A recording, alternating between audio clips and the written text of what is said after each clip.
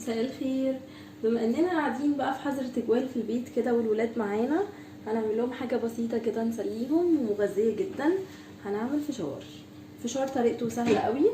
اول حاجه هنسخن الحله كويس علشان ننزل بالزيت. بعد كده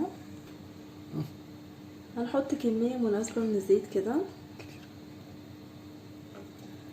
وهنحط عليها الفشار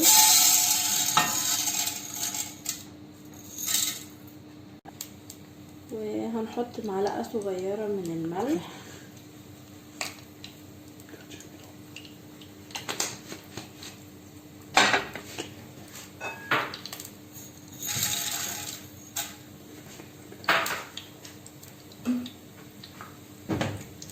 هنقلب الفشار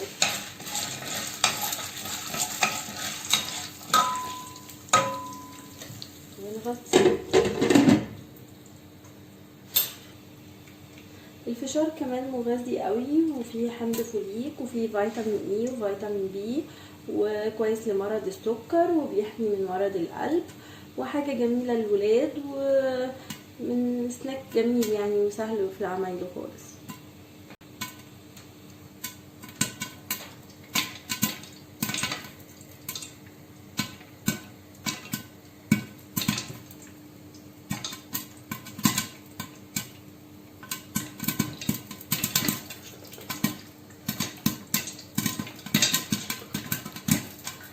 لو عجبكم الفيديو اعملوا لنا اشتراك لقناه شيك براكب.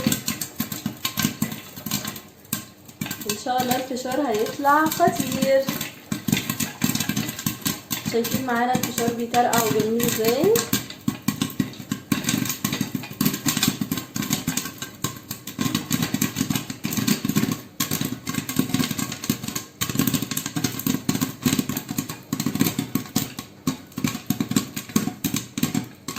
حاجة سهلة وبسيطة وكل الولاد بيحبوها، واحنا بنتفرج على التلفزيون بقى في الحظر وقاعدين زهقانين.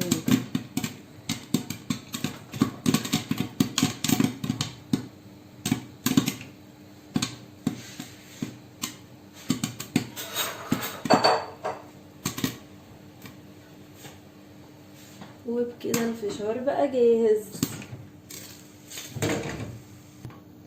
احلى فشار معانا اهو. الف هنا وشفا عليكم كلكم. ما تنسوش تعملوا لايك للفيديو وتشتركوا في القناه شيك براكب. السلام عليكم.